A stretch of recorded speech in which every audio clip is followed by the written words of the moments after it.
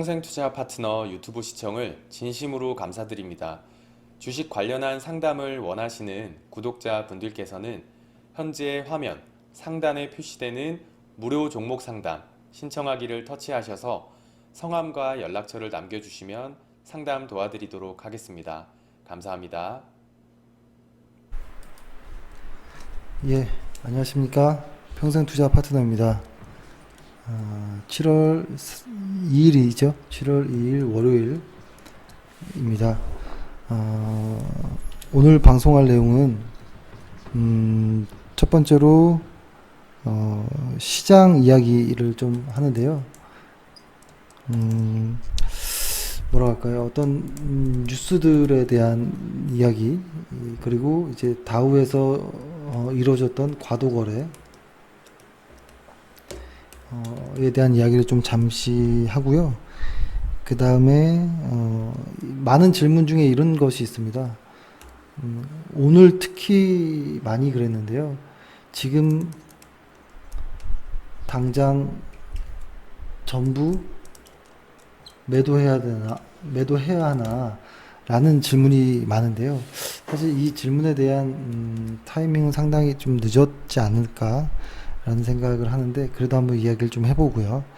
그 다음에는 얼마 전 저희 그 관리팀의 차티스트인 쪽에서 그 삼선전환도 이야기를 좀 했었잖아요. 삼선전환도로 한번 추세를 한번 보겠습니다. 현재 추세가 어느 정도인지. 지금 제주도에는 지금 바람이 많이 붑니다. 그래서 지금 방송 도중인데도 창문이 많이 흔들리네요. 좀 양해 부탁드릴게요. 그리고 마지막에는 또 역시 질문이 많은 적립식 매매. 여태까지 말씀드렸던 것은 달러 코스트 에버리지 이에 대한 이야기, 적립식 매매인데 사실 VA라는 것도 있거든요. 그래서 요거에 대한 이야기, 아주 심플하게 좀 변형된 이야기를 좀 해볼게요. 사실 오늘 저도 시장이 너무 많이 빠지다 보니 조금 정신이 없었습니다. 다만 저희가 포트폴리오 전부 매도를 몇 주 전에 하고, 비록 주식 물량은 없지만 그래도 이렇게 시장이 급락이 나올 때는 사실 힘듭니다. 많이 힘듭니다. 그리고 아마 실제로 보유 종목들이 많은 분들, 특히 신용이 있는 분들은 아마 계좌가 절반 넘게 손실 구간으로 접어들었을 겁니다. 현재는 예를 들어서 한 1억 플러스, 그러니까 투자자금 1억에 레버리지를 활용한 분들, 신용을 활용하셨다면 지금 한 3천만 원 정도 까지 내려왔을 겁니다. 아마 가장 힘든 구간일 거라고 보는데요. 일단 처음부터 한번 이야기해 보겠습니다. 일단 그 다우 산업 지수를 한번 볼게요.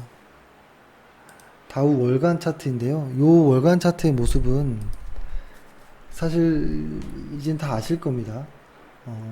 여기 파랗게 이렇게 탁 모양이 나오는 이 구간, 여기 벌써 매도 구간들이 사실 일찍 나오긴 했죠. 그리고 마지막에 반등 이후에 다시 하락하는 구간이 연출될 수도 있겠다라는 생각이 듭니다.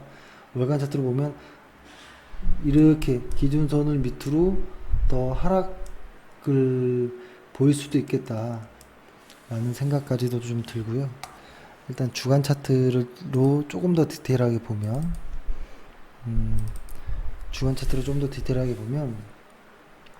지금 뭐라고 할까요? 어떤 최근 한 요 정도 구간에서의 어떤 매수의 어떤 평균의 힘, 그러니까 매수와 매도 사이의 어떤 힘의 균형을 이루는 그런 구간에 와 있는 것 같아요. 현재는 아마 저희 회원분들은 그 내용을 이해하실 겁니다. 이런 구간을 보면, 그렇죠? 아마 근데 여기에서 만약에 들어 올리지 못하면 우리 코스피와 같은 모습이 나올 수 있습니다. 이렇게 빠질 가능성도 높거든요.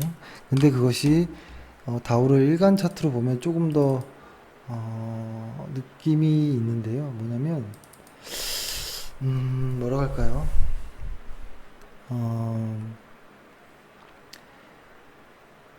이걸로 말고 일단은 일반적인 일간 차트로 좀 보면 누구나 흔히 볼 수 있는 그러한 어떠한 이렇게 했을 때 어떤 저항, 그러니까 지지하는 이러한 영역대에서 반등을 보이고, 두 번째 어떤 중요한 이평선, 200일 이평선에서 약간의 어떤 반등의 이런 모습이 보이는데, 지난 금요일 날짜로 보면 요 캔들인데요.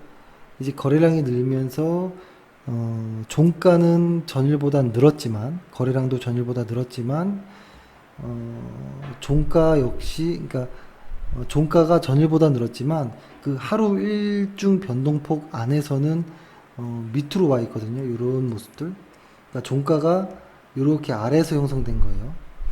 그리고 거래량이 늘고, 이런 경우에는 보통 과도 거래의 모습이 좀 보이는데요. 특히 과도 거래라고 하는 것이 좀 어렵습니다. 왜냐면 이거 하나만으로 뭐 추세를 단정 지을 수가 없기 때문에 그런 걸 수도 있고, 혹은 어떤 시세가 변화하는 데 있어서 어떤 힌트를 주긴 하지만 그 힌트가 상방이냐 하방이냐를 알려주진 않거든요. 다만 손바뀜이 이루어지고 있는 것으로 보이는 건 맞습니다. 그런데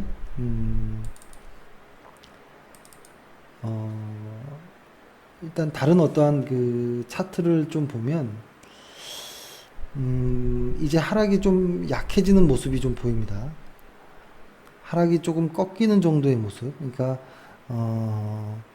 뭐냐면 하락의 어떤 마무리가 보이는 모습. 그러니까 여기에서 계속 쭉 가는 게 아니고 지금 현재 보고 있는 차트상으로는 조금 반등을 이렇게 좀 할 것 같은 이런 모습이 좀 나오긴 합니다. 근데 이게 좀 어렵습니다. 근데 제가 이렇게 하는 이유는 이것을 뭐 예측해서 매매 활용하는 분도 있겠지만 일단 있는 그대로를 매일매일 좀 보는 데 의미가 있습니다. 그렇죠? 일단 하락하고 있는 와중에는 바닥을 예측할 필요가 없는 거잖아요. 근데 다우에서는 일단 오늘 선물이 좀 안 좋긴 하지만 지난 금요일 날은 약간 조금 의미 있는 정도의 모습이 좀 나오긴 해서 하락의 세기가 좀 약해지는 것이 아닌가 이런 생각을 했습니다. 근데 그런 이야기를 상상을 할 수 있어요. 예를 들어서 미국 시장, 이건 제가 많이 말씀드렸지만 미국 시장과 한국 시장이 다르다라는 거. 미국 시장이 상승할 때, 미국 시장이 하락할 때로 그냥 나눈다면 미국 시장이 하락할 때는 한국 시장이 하락하는 경우가 많습니다. 그런데 미국 시장이 상승할 때는 한국 시장이 반드시 상승하는 법은 없어요. 이것이 이제 좀 다른 부분이죠.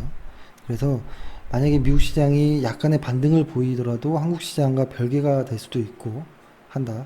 그러나 미국 시장이 만약에 반등 실패한다면 한국 시장은 조금 더 하락을 할 수도 있겠다 정도로 보시면 좋을 것 같고요.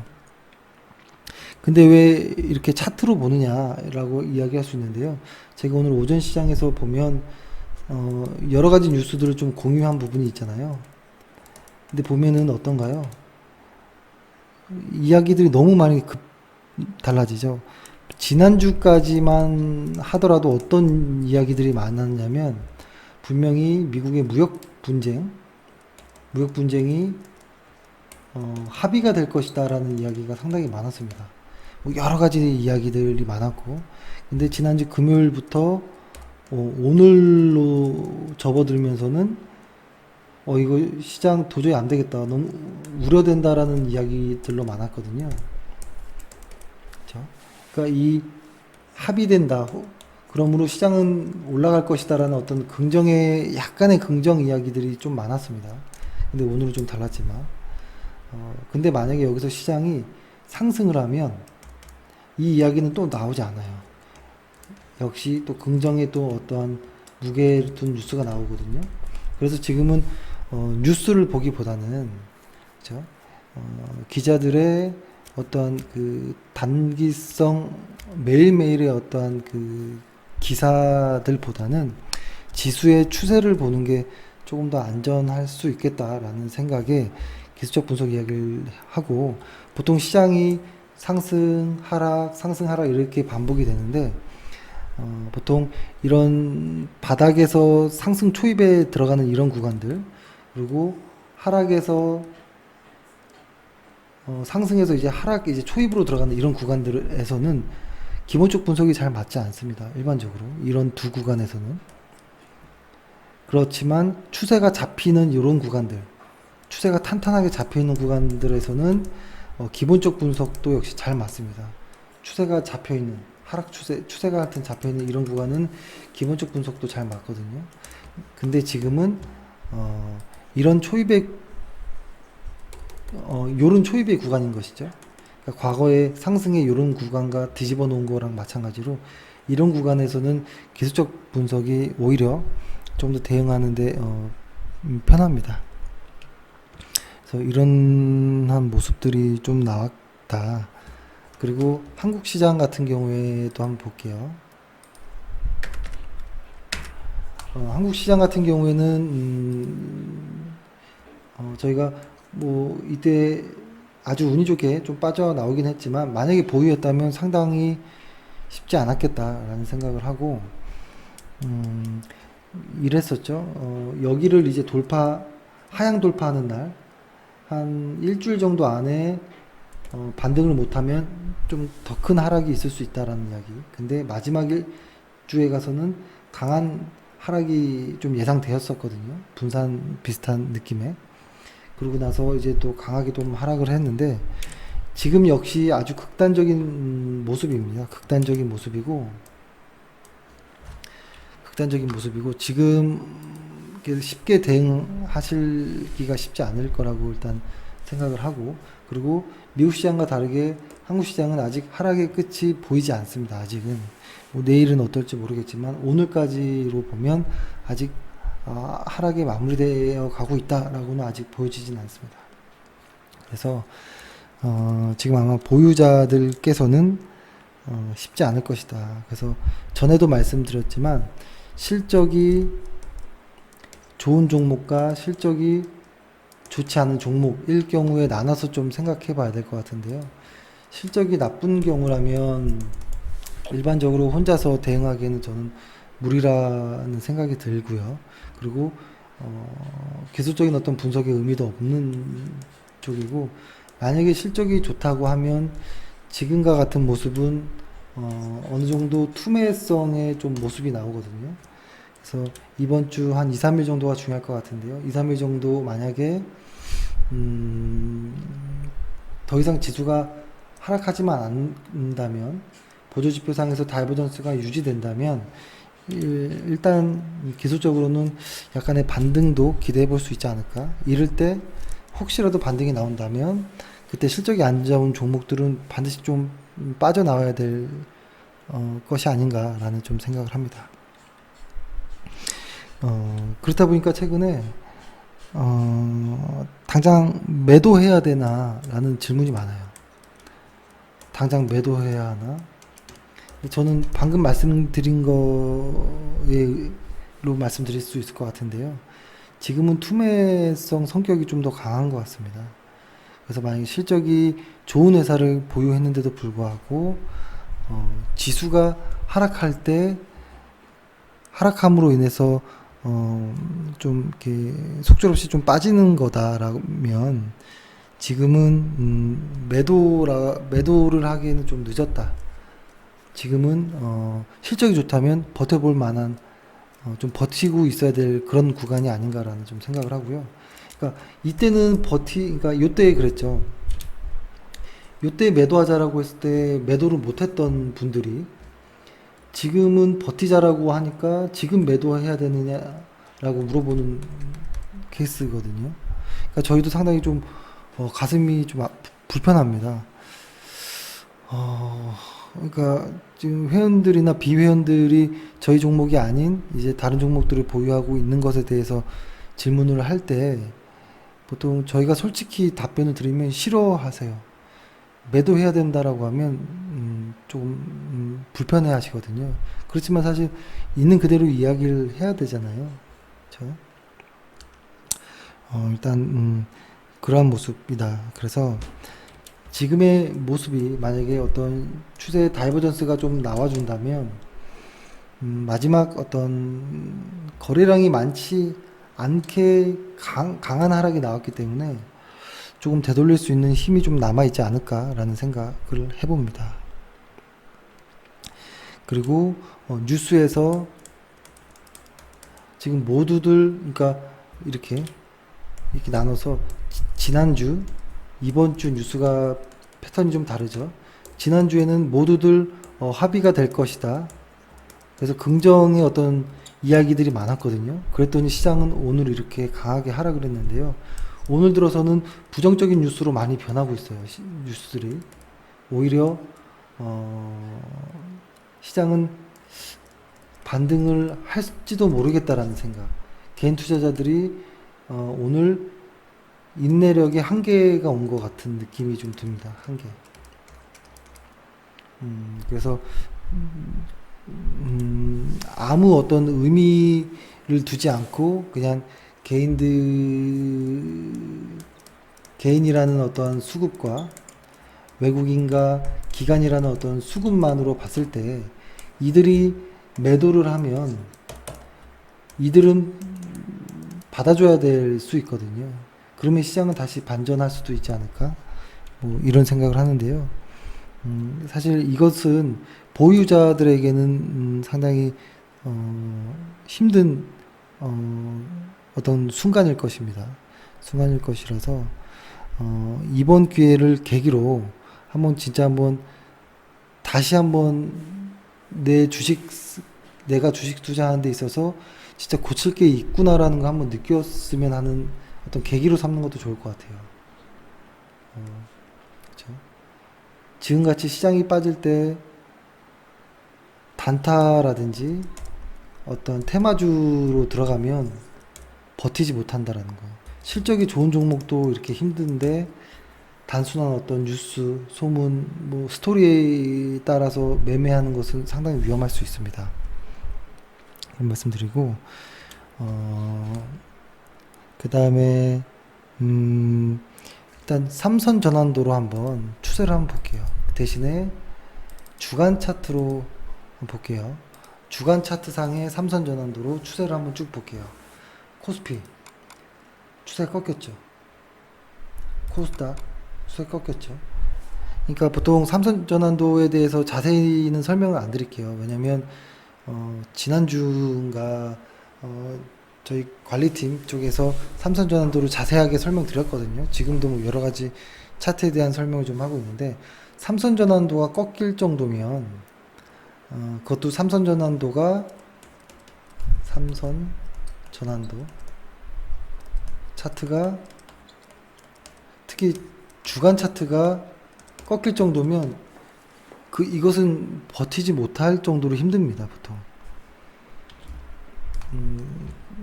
그래서 그런 관점에서 추세만 한번 크게 보면 코스피 200 꺾여 있고 그냥 순수하게 해볼까요? 코스피 지수 꺾여 있고 코스닥 지수 꺾여 있고 그 다음에 지금 추세가 안 꺾여 있는 게 몇 개가 있어요. 상승하고 있는 아직 상승이 끝나지 않은 추세가 몇 개가 있습니다. 이거를 빼놓고 전부 다 꺾였는데요. 한번 쭉 볼게요. 그냥 미디어 컨텐츠 꺾여 있고 방송통신은 아직 주간 차트상 꺾이지 않았어요. 적어 볼게요, 일단. 그리고 IT 하드웨어 꺾였고 건설 강하게 꺾여 있고 생활 필수품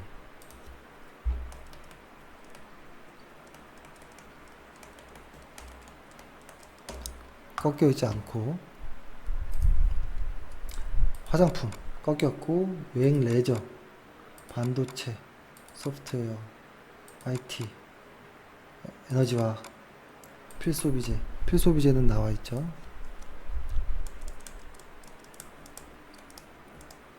제가 보고 있는 건 ETF들입니다.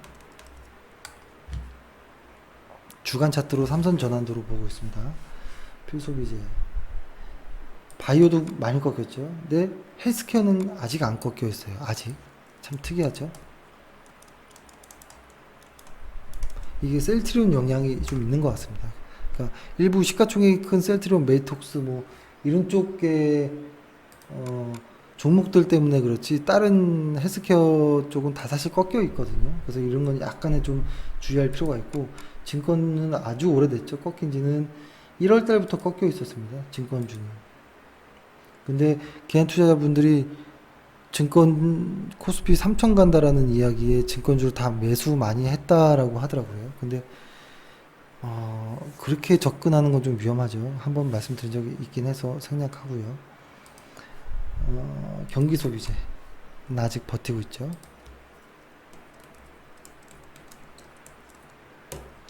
제가 이걸 적는 이유가 있습니다. 금융 꺾였죠. 은행, 중공업은 일부 종목들에 의한 것들이 있긴 한데 일단 적어볼게요. 그래도 중공업은 아직 추세가 만들어지지도 않은 거기 때문에 사실 자동차 너무 오래됐죠. 꺾인 지는 2016년도 11월부터 매매를 아예 건드리면 안 될 종목 중에 하나였습니다. 업종 그죠. 경기 소비재 역시도 2018년 2월부터 철강 꺾였죠. 기계장비, 산업재, 보험, 운송 다 꺾였죠. 근데 이게 보면은 이쪽 제가 지금 적어둔 거는 사실 뭐 중공업은 조금 애매한 부분이 있지만 이거를 뺀 나머지 방송통신, 생활필수품, 경기소비재, 필수소비재, 헬스케어 이런 것들이 사실은 그 방어주의 성격이 좀 있는 종목들입니다. 방어주. 그러니까 이쪽이 살아있다라는 것은 어찌 보면 시장이 매우 약할 수 있구나, 약하고 있구나, 약해지고 있구나라고 조금 간접적으로 좀 확인하는 이런 과정이 될 수도 있습니다. 그래서 이 삼선 전환도로 특히 삼선 전환도를 주간 차트로 보는 것은 상당히 좋습니다. 상당히. 과거의 코스피 한번 다시 볼까요? 언제부터 올라가기 시작했는지. 이때가 2016년 2월을 바닥으로 시작을 했고, 다시 돌파하는 이 구간에 상당히 강한 힘을 보여줬고요. 그 다음에 한번 눌리고 거의 비슷하게 가고 있죠. 이렇게. 그죠? 하락하는 기간, 2월 달부터 하락하는. 그러니까 이 삼성 전환도의 주간 차트로 추세를 보면 웬만큼 도움을 받을 수 있습니다. 예를 들어서 최근에도 꺾이지 않은 종목들을 볼까요, 좀? 삼성 전기, SKC 코롱PI 꺾였죠. 사실 SKC 코롱PI는 꺾였다라기보다는 과거에 꺾인 게 아직 회복하지 못했다라고 보는 게 낫고, 삼성 SDI, BH. 그러니까 아직도 종목 중에서는 이렇게 살아있는 종목들도 있습니다. 뭐 아미코젠도 아직은 살아있는 모습이고요. 그렇죠? SK 하이닉스도 삼성 전환도로 보면 아직은 꺾인 모습은 아니에요. 그렇죠? 그래서 삼성 전환도가 무엇인지 좀 궁금하시면 지난주 정도에 저희 관리팀에서 올린 삼성 전환도의 이야기를 좀 보셔도 되고요. 삼성 전환도로 주간 차트로 보는데 내 종목이 꺾여 있다. 그러면 그것은 쉽지 않은 어떠한 순간일 거라고 보여집니다. 뭐 코스맥스 같은 경우도 꺾여 있지 않죠, 아직도. 그렇죠? 최근에 메디톡스 또 역시 꺾여 있지 않죠. 그렇죠? 메디톡스를 보면 5월 달부터 다시 반등하기 시작한 거예요. 5월 20, 그러네요. 5월 달부터. 그래서 사실 오늘 이렇게 시장을 좀 정리해서 좀 말씀드려보면, 시장을 정리해서 좀 말씀드려보면, 지금 뉴스들이, 어떤 모습이냐면, 뭐 이런 모습입니다. 엉망진창. 절대 뉴스를 보고 지금 시장의 방향성을 판단하시면 위험할 거라고 저는 지금은 단언하고요. 뉴스나 어떤 시장 참여자들의 어떤 분위기가 오히려 시장과 반대로 가는 경우들이 오히려 많습니다. 오히려 많기 때문에 지금 개인 투자자분들이 시장에 어떤 인내심의 한계가 도달한 것으로 느껴지는데, 실적이 좋은 것은 지금에 와서 매도하기에는 이미 늦었고, 오히려 실적이 좋은 종목은 버틸 때이다. 물타기를 하라는 게 아니고요. 오히려 지금은 매도하기는 너무 늦었고, 오히려 지금은 조금 더 버텨볼 정도인 거고, 대신에 실적이 좋지 않은 종목은 이것은 분석의 이유가 없는, 지금 어떤 테마주들 하고 있는 사람들, 아직도 바이오 테마주 하는 사람들이 아직도 엄청 많습니다. 바이오는 추세가 꺾인 지가 오래됐어요. 2018년 4월 30 정도부터는 추세가 완전히 망가진 겁니다. 그러니까 2달이 넘었습니다. 추세 꺾인 지. 그렇죠? 그리고 이렇게 시장이 크게 하락할 때는 저점 매수란 단어가 없는 거예요. 시장이 막 상승하는데, 상승할 때는 고점에서 고점 돌파할 때 매수하잖아요. 그렇죠? 시장이 막 하락할 때는 이 저점이라는 것이 가장 위험한 구간이에요. 저점으로 보이는 이런 구간들. 그렇죠? 그래서 지금 어떤 회원이 아닌 분들이 가끔 전화해서 속상하다고 연락 오시는 분들이 있는데, 일부 어떤 전문가들이 신용을 써서 지금 물타기 하라고 하는 곳이 있다 하더라고요. 저는 그거는 말이 안 된다라고 저는 생각합니다. 자기 계좌를 그렇게 하지 왜 남의 계좌를 신용 쓰라고 이렇게 합니까? 그 정말 무서운 이야기이고 말도 안 되는 이야기라고 생각을 하고요. 정말 소름 끼칩니다. 그런 이야기를 하는 사람들이 있다라는 것 자체가 소름 끼치고, 그리고 아직도 오늘도 단타 매매를 권하는 곳도 많습니다. 비록 내일 기술적인 어떤 반등이 있다 한들 매도를 어떻게 합니까? 그렇죠? 예, 일단 시장 이 정도로 이야기를 하고요. 그 다음에 이런 게 있습니다. 예를 들어서 시장을 그냥 적립식으로 매매한다라고 했을 때, 삼성전환도로 보면 이때가 이제 소프라임 이렇게 꺾이는 구간이었잖아요. 그렇죠? 그러니까 적립식 매매라는 것은 이때 매월 가리지 않고 그냥 매수하는 것이잖아요. 근데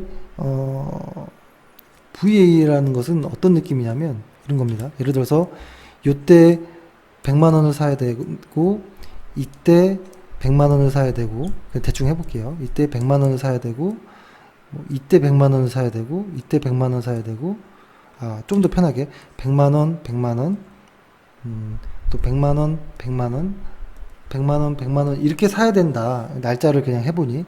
그랬을 때 어떻게 하냐면, 고점이라고 생각했을 때 이 100만 원을 다 사지 않고, 혹은 조금만 사든지 2월 시킵니다. 그래서 이때 100만 원 살 때를 플러스 100을 추가해서 이때 사지 않고 이때 더 많이 삽니다. 그리고 위로 올라갔을 때는 100만 원이 사는 그 시간이 왔을 때도 매수하지 않고, 빠졌을 때 2월에서 요때 200을 사고, 이렇게 위아래를 균형을 맞춰가면서 매도를 하는데요. 이것은 상당히 어렵습니다. 근데 과거의 통계를 보면 이렇게 했을 때 흔히 일반 적립식 매매보다 수익률이 확실히 큽니다. 확실히 크지만 이 위아래에 대한 어떤 기준을 잡는 게 상당히 어렵죠. 그래서 아주 심플하게 이렇게도 합니다. 50일 이평선 위에 있을 때는 매수하지 않고 아래에 있을 때 매수한다라는 원칙을 세우든지, 혹은 볼리저 밴드에서 이 중심선 아래에 있을 때 매수한다라든지, 여러 가지 기준점이 있는데요. 사실 고민입니다. 사실 제가 생각했던 것은 달러 코스트 일반 적립식 매매로 좀 권해야겠다라는 생각을 했었고, 지금처럼 이렇게 위아래로 변동, 그 비중을 조절하면서 하는 그 적립식 매매는 상당히 어렵기 때문에 혼자는 못하고 뭐 다 같이 한번 해볼 수는 있겠죠. 그래서 사실 이것을 할까 이것을 할까 사실 요 둘 중에 하나를 고민하고 있어요.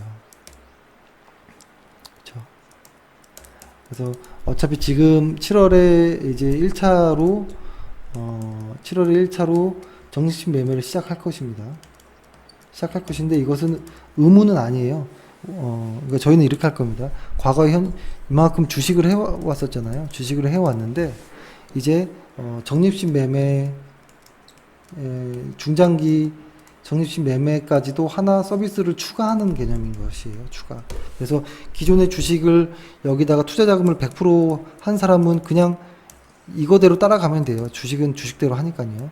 근데 만약에 적립식에다가 내 자금을 50씩 나눠야겠다라고 한다면 비중을 여기서 시작하면 되는 것이겠죠. 100이 아니라 50.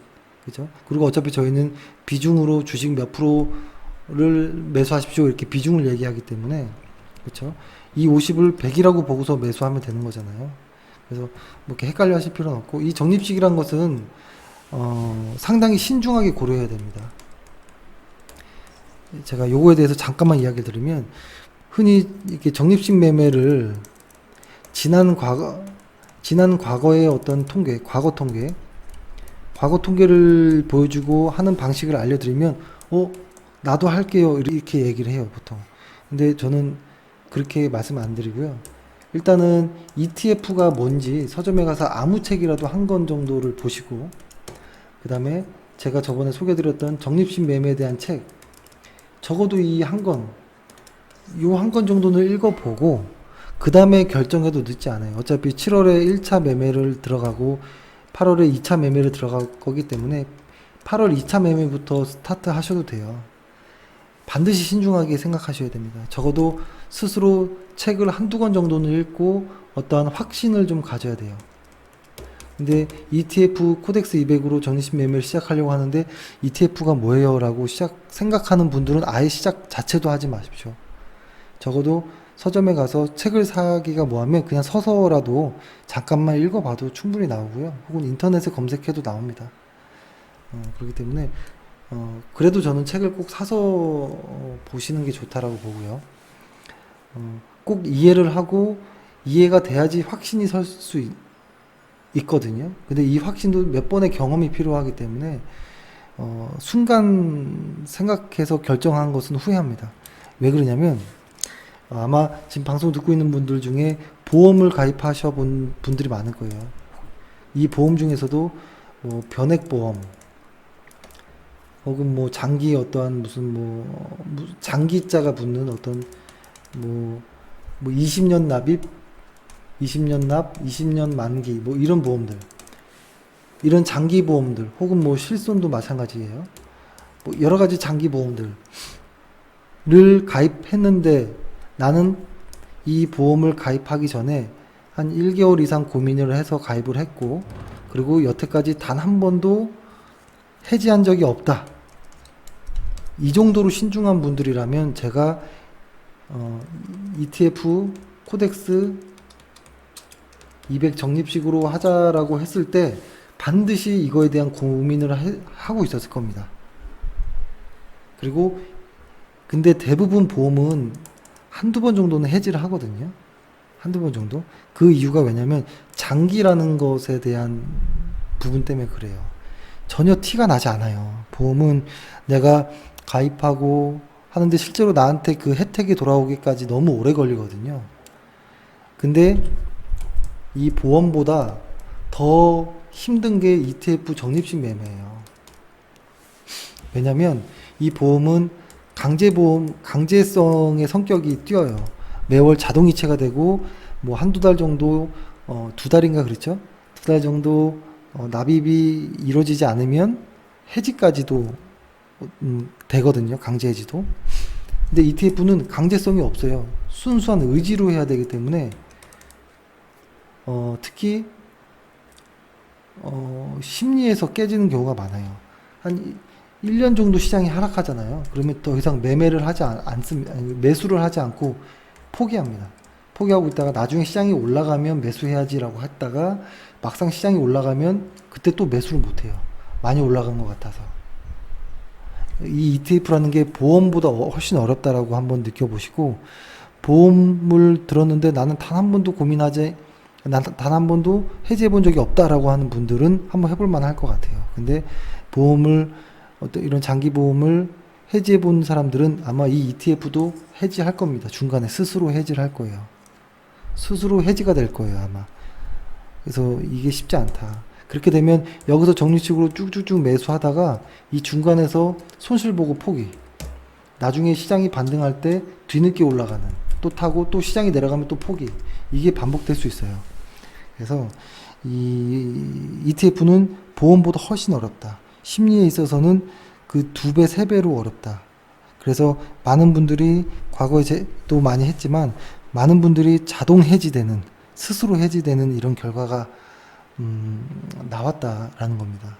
그래서 꼭 고민해 보시고, 보통 남자분들 다 아실 거예요.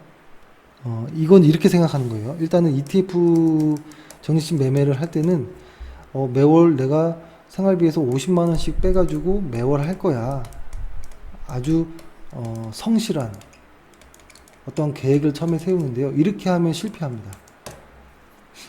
내가 매월 50씩 할 거라면 1년이면 600이죠. 2년이면 1200이에요. 1200을 먼저 꺼내놓고 여기에서 50씩 계좌이체 시킬 거야 라고 해도 어려워요. 근데 매월 50씩 생활비를 쪼개서 할 거야 라고 하면 어떤 날은 생활비가 오버될 때가 있잖아요. 그럴 때는 또 불입이 안 돼요. 추가 매수가 안 되거든요.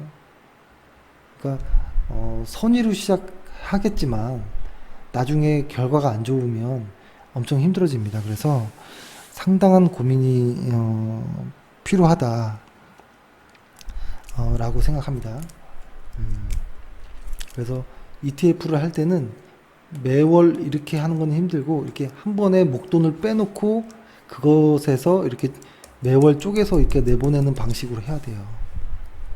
만약에 2,400만 원이 있는 사람이다. 그럼 매월 100만 원씩 사겠다.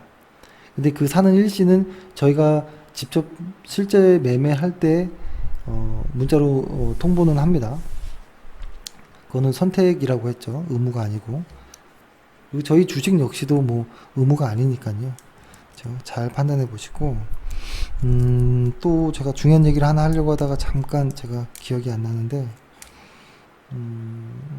네, 일단 뭐 이 정도가 될 것 같네요. 그죠. 일단 적립식 이 매매가 보험의 장기 보험 하는 것보다 훨씬 어렵다. 이거입니다. 예를 들어서 이거는 어떻게 생각해야 되냐면, 매월 100만 원씩 매수할 거야라고 하면 별거 아닌 것처럼 느낄 수도 있지만, 이거를 나는 일단 2년, 내가 3년 해야 되나, 4년 해야 되나, 5년 해야 되나, 이렇게 고민해 봐야 돼요. 근데 최소 이것은 2년 정도는 해야 된다라고 제가 딱 못을 박아 놓을게요. 최소 2년짜리입니다. 그럼 만약에 100만 원을 하는 사람의 입장에서 2,400이 필요하고, 3년을 하는 사람은 3,600, 4,800, 6천만 원, 5년 하는 사람은 이렇게 되는 거잖아요. 그럼 잘 생각해 보세요. 매월 100이라고 하면 덥석 나 해볼 거야 라고 생각할 수 있어요. 근데 그것의 영향이 시장이 빠지니까 오히려 더 난 안전한 투자 해야겠다라고 마음을 바꾼 걸 수도 있어요.